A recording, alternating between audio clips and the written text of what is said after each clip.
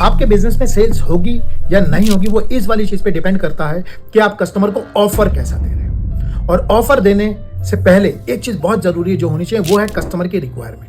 So customer की requirement समझने के 3-4 स्टेप्स होते हैं जिन्हें अगर आप फॉलो करोगे तो आप ऑफर मजेदार ही दोगे। तो मैं इन स्टेप्स को आपको समझा रहा हूँ, चाहो तो इस वाली चीज के नोट्स बना लीजिए। तो सबसे पहला किसी भी सेल्स का फेस होता है उसे कहते हैं रिक्वायरमेंट कहते हैं, मतलब कस्टमर से उसकी रिक्वायरमेंट समझना। तो आपके पास लिखे हुए क्वेश्चन होने चाहिए जिससे आप कस्टमर की रिक्वायरमेंट समझते हो। आप उससे पूछते हो कि अच्छा सर मुझे बताइए आपकी रिक्वायरमेंट क्या है। रिक्वायरमेंट 2 तरीके की रिक्वायरमेंट है, एक वो जो मुंह से बोल रहा है, एक जो वो नहीं बोल रहा। तो अच्छे सेल्स के लोग जो होते हैं वो वाली रिक्वायरमेंट भी निकाल लेते हैं, इमोशनल रिक्वायरमेंट जिसे कहते हैं, जो कस्टमर नहीं बोल रहा है। तो ये जो रिक्वायरमेंट गैदरिंग का जो पहला फेज होता है जिसके बेसिस पे पूरा का पूरा आपका ऑफर बनता है, इसके आउटपुट की फॉर्म में आपके पास एक रिक्वायरमेंट की लिस्ट आनी चाहिए कि भाई मेरी रिक्वायरमेंट 1 है, रिक्वायरमेंट 2 है, रिक्वायरमेंट 3 है, रिक्वायरमेंट 4 है। जैसे मैं आपको इस वाली चीज़ का एग्जाम्पल से बताता हूँ। एक बार हम लोग लंदन में जब कार खरीदने गए तो कार मैं अपनी वाइफ के लिए खरीदा था। तो मैं और मेरी वाइफ एक जगह पे गए तो वहाँ का जो सेल्समैन था उसने आके हमसे पूछा कि हाँ सर बताइए आप किसके लिए गाड़ी खरीद रहे हैं। तो मैंने कहा भाई हमारी वाइफ के लिए खरीद रहे हैं। तो उन्होंने पूछा कि अच्छा तो एग्जैक्टली क्या दिक्कत है आपको इस वाली चीज़ में। तो मेरी वाइफ ने बताया कि भाई थोड़ा सा लंदन में कुछ इलाके हैं जो स्लोपी हैं, तो जब मैं गाड़ी ऊपर चलाती हूँ तो भाई गाड़ी अगर रुक जाए तो वो पीछे चली जाती है, तो मुझे बड़ा डर लगता है कि गाड़ी पीछे चली गई तो एक्सीडेंट हो जाएगा।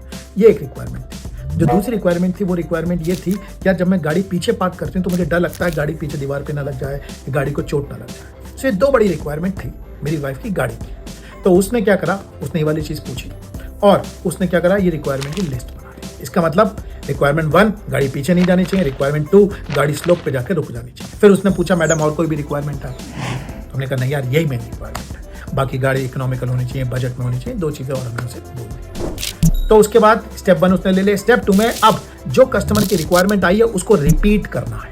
तो उन्होंने क्या करा, रिपीट करा हमसे कि मैडम आपकी ये 4 रिक्वायरमेंट है। पहली रिक्वायरमेंट आपकी है कि भाई गाड़ी पीछे नहीं लगनी चाहिए। दूसरी रिक्वायरमेंट ये है स्लोप पे पीछे नहीं जानी चाहिए। तीसरी रिक्वायरमेंट आपकी ये है कि बजट में गाड़ी होनी चाहिए। चौथी रिक्वायरमेंट ये है आपकी कि आपकी जो माइलेज है वो बढ़िया होनी चाहिए। मैडम और कोई रिक्वायरमेंट आपकी? उन्होंने कहा नहीं। तो ये उसने बनाई सेकंड नंबर की लिस्ट, कंफर्मेशन दिया। तीसरे नंबर पे आपको क्या करना होता है, प्रायोरिटी बनानी होती है। प्रायोरिटी का मतलब सबसे टॉप रिक्वायरमेंट क्या है। Top requirement 1, top requirement 2, top requirement 3, top requirement 4। तो उसने उसके बाद हमसे पूछा मैडम मुझे बताइए आपकी इस चीज में सबसे बड़ी रिक्वायरमेंट क्या है कि गाड़ी में आपको सिर्फ एक ही चीज मिले तो आपको क्या चीज चाहिए। तो उन्होंने कहा कि मेरी गाड़ी स्लोप पे जाती है तो मुझे डर लगता है। तो मैडम दूसरी रिक्वायरमेंट आपकी क्या है? दूसरी रिक्वायरमेंट ये है कि बैक वाली जो चीज है उसमें गाड़ी नहीं टकरानी चाहिए। तो हमने तीसरे स्टेप में क्या करा, प्रायोरिटी की लिस्ट बनाई। क्योंकि कस्टमर तब नहीं खरीदता जब उसकी रिक्वायरमेंट होती है, कस्टमर तब खरीदता जब उसकी बर्निंग रिक्वायरमेंट होती है। तो हमारा काम होता है उसकी बर्निंग रिक्वायरमेंट को जानना। तो इस वाली चीज को जो कहते हैं उसे कहते हैं रिक्वायरमेंट की हायरार्की बनाना। Requirement 1, requirement 2, requirement 3। सो उसके बाद उसने हमसे कंफर्म किया मैडम आपकी सबसे बड़ी रिक्वायरमेंट ये है कि आपकी गाड़ी स्लोप पे पीछे नहीं जानी चाहिए। सेकंड रिक्वायरमेंट ये है कि भाई बैक पे नहीं लगनी चाहिए। तीसरी रिक्वायरमेंट आपने बताई कि भाई इसकी माइलेज अच्छी होनी चाहिए। उसने हमसे ये लिस्ट ले ली। सो ये हुआ रिक्वायरमेंट वाला केस। फिर से बताता हूँ आपको स्टेप्स अब तक के। सबसे पहले रिक्वायरमेंट लो, कंफर्म करो, उसका प्रायोरिटी बनाओ कि आपके लिए सबसे जरूरी चीज कौन सी है। जब आप ये वाला काम कर लेते हो ढंग से, आपके पास ये वाली लिस्ट होनी चाहिए। अब आता है आपके ऑफर का नंबर कि भाई कस्टमर को ऑफर कैसे दिया जाए। तो इस वाली चीज को मैं कहता हूं रिक्वायरमेंट और ऑफर की शादी कराना।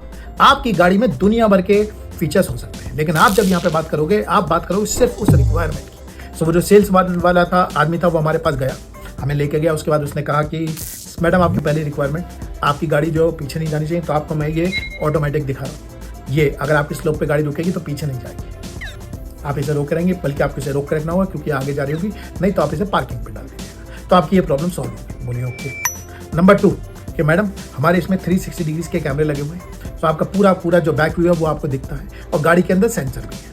आपकी गाड़ी जरा सी भी दीवार के पास पहुंचेगी तो सेंसर बोल जाएगा और आपको देखेगा नहीं, आपकी गाड़ी कभी टकरा ही नहीं सकती। तो इसने क्या करा, आप देखिएगा ध्यान से, शादी करा रहा है एक रिक्वायरमेंट की ऑफर से। पहले जो रिक्वायरमेंट है उसका पहला ऑफर, दूसरी रिक्वायरमेंट है ऑफर की दूसरी रिक्वायरमेंट, तीसरी चीज उसने कहा मैडम आपने माइलेज की बात करी, उन्होंने कहा कि मैडम ये गाड़ी बढ़िया, लेकिन इसका 1.4 सीसी का इंजन है, तो आपकी गाड़ी ज़्यादा लंबी उस पर जानी नहीं, तो ये आपके लिए चल जाएगा। तो आप देखेंगे इसमें ये आपस में शादी कराना जरूरी। उसके बाद उसने हमें बाकी के फीचर बताना शुरू करे। अक्सर हम लोग ये वाली गलती करते हैं जो आपको नहीं करनी चाहिए कि कस्टमर अपनी कहानी सुना रहा है, हम अपनी कहानी सुना रहे हैं, भाई हमारा ब्रांड है, हम इतने टाइम में, ये सब नहीं करना है।